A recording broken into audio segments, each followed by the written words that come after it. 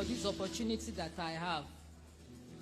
You cannot imagine how many times I have imagined this, how many times I have dreamt it. So I thank God that God has brought it to pass. Lord, I am grateful. I'm going to be very brief. You know, I'm a woman of very few, unlike my husband. So I'll just be very brief. But I cannot but stand in the midst of God's people to give glory unto the Lord. When we were there, we never knew that the world was praying for us. But I personally knew that Antioch was praying for me. I was so convinced that every Sunday, especially prayer Sunday, I will know that indeed prayers are being offered on my behalf and others. So I bless God that honored those prayers. He did honor it. He did honor it. So I'm going to cite just one instance. Apart from seeing the hand of God right from the beginning, the 7th week was the hardest for us all. That was when the troop increased their hair rates. It was so intense and persistent that at a point, the fear of the bandits became secondary. We were just praying that missiles will not be accidentally dropped on us. But God kept us because we were so exposed, only covered with polythene bags and grasses. So amidst that fear, God consoled our hearts. And that week, it started on Monday. They had told us the previous week that the governor said that before Friday the next week, we will be released. So we were calm. But when the hearing started on Tuesday, they become so furious. So towards the end of that week, the commander came, said, "Principal, come." I was already shaking because I know what that could mean. So immediately I got there and said, "See what your government has done. I'm going to kill one of you today." Hey, I just fell down, rolling on the ground. I brought 4 men. There are only 2 remaining. You still want to take another one? I already know that the knowledge of the other 2 will continue to haunt me for a long time. I was just rolling on the ground. And unlike him, he became calm. He became calm. He said they should call me, that when he left our place, that I should come. He said, "Now that the government has been doing this, what do you want us to do?" I said, "What you asked for is beyond any of the victims' family.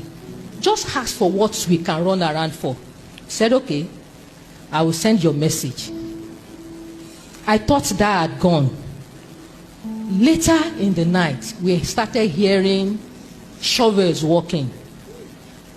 My men, the 2 of them, were shouting, "Mama, Mama, Tilo, shovel, I'm on Guro, shovel."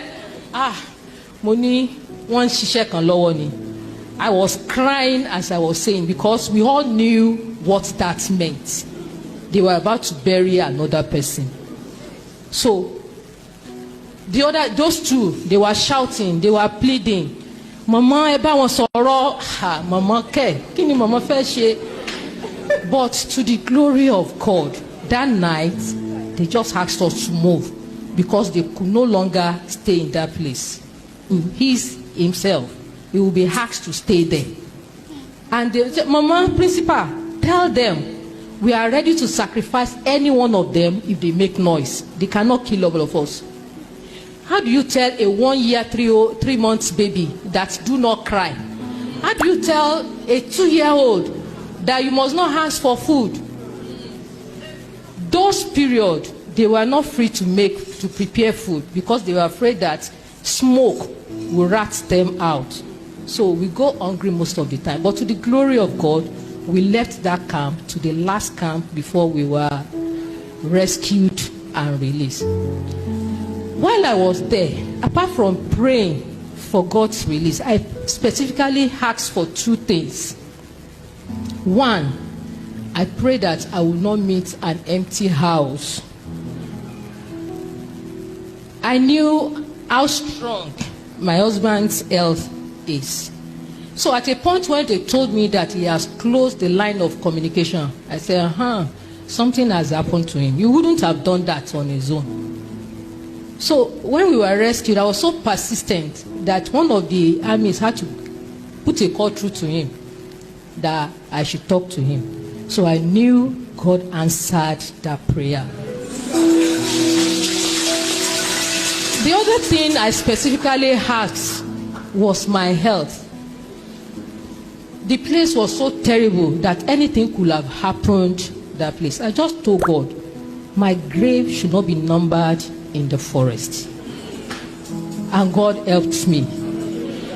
We were in a place that when you are shaking with fever, the first question is it malaria you have or fever?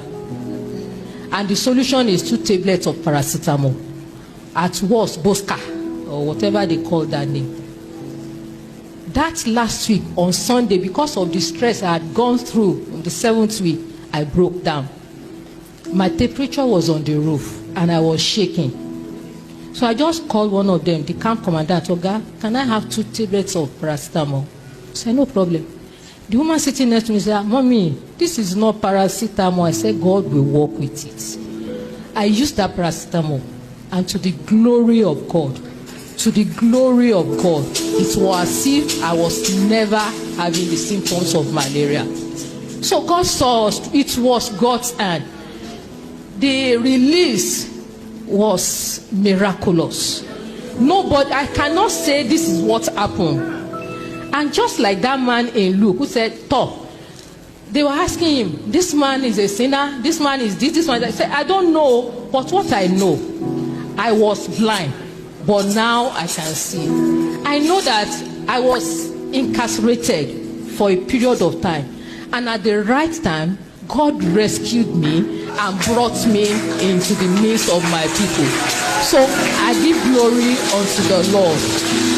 I thank God for what He has done. My family cannot thank Him enough. My whole life cannot thank Him enough.